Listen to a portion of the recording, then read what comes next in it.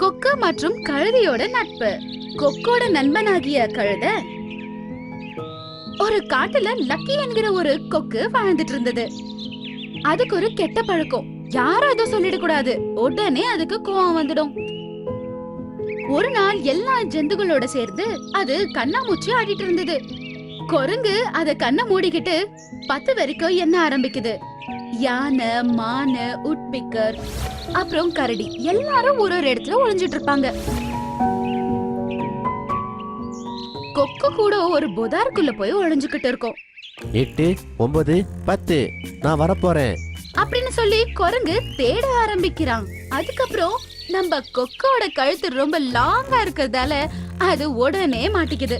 மெதுவா அத பின்னாடி போய் அவன் கத்துறான்.